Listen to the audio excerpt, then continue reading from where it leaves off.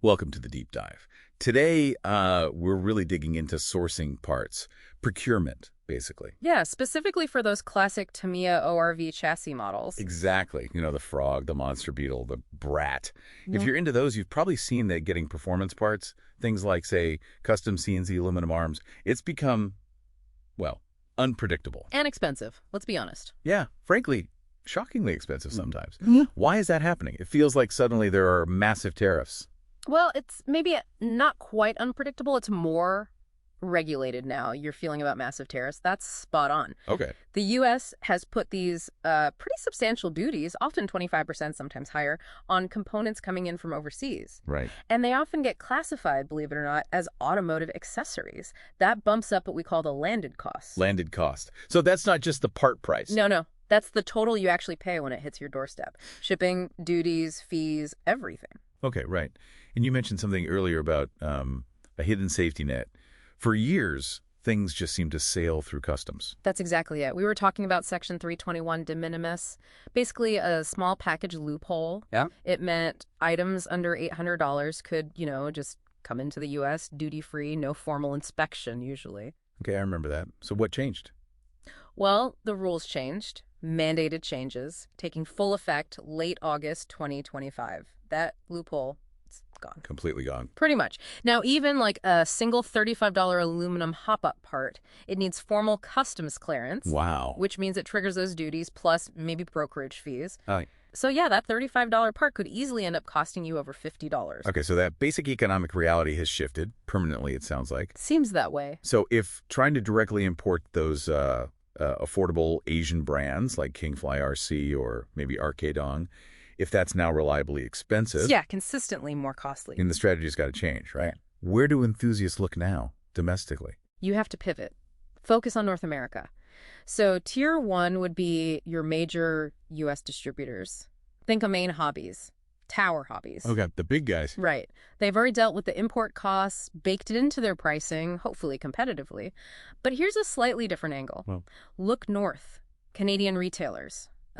Next Level RC Cars is a good example. Canada. How does that help U.S. buyers? Different trade agreements. Sometimes parts from Canada can land in the U.S. without those same heavy tariffs. It's a tariff-friendly option, potentially. Interesting. So you're searching their stock for compatible aftermarket brands. Exactly. Stuff they carry, like Yeah. racing, maybe Integy. You're not searching for generic ORV parts, but specific brands they stock that fit. Got it. That covers the more common stuff.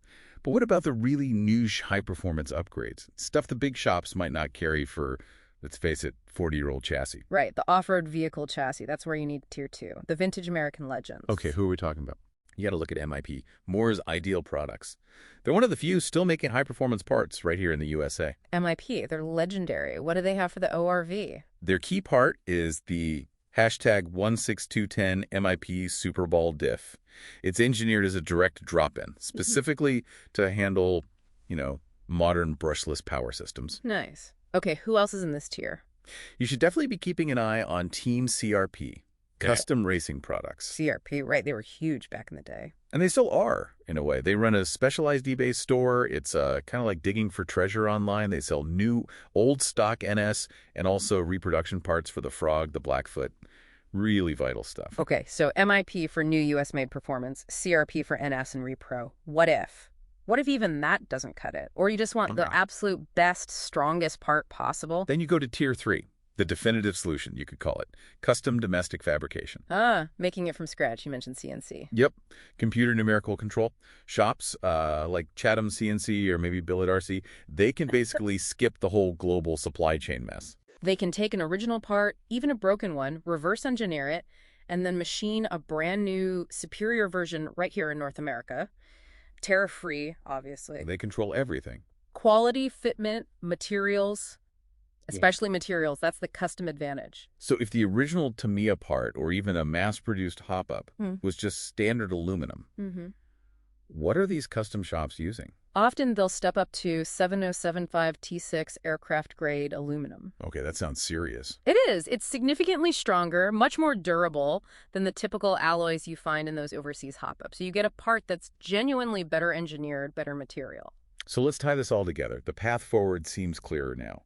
Start with the North American big retailers and the Canadian option. Check their stock for compatible brands, yep. Then dig into the vintage legends, MIP and CRP, for that U.S.-made quality or NS fix. Right, leveraging that domestic heritage. And if all else fails, or for peak performance, you go custom CNC here in North America. Get something made from, like, 7075 T6. Exactly. Leverage that growing domestic custom industry. It's interesting, isn't it, these trade issues?